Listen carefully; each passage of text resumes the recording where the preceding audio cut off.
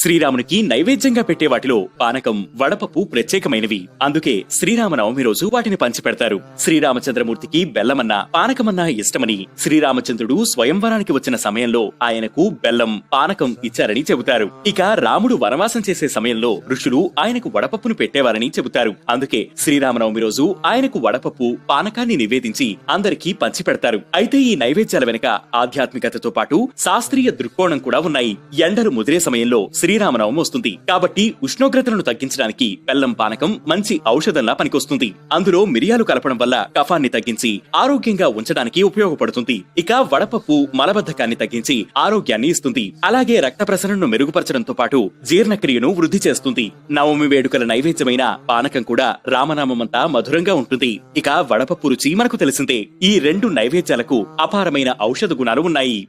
సీతారాముల పున్నమిలో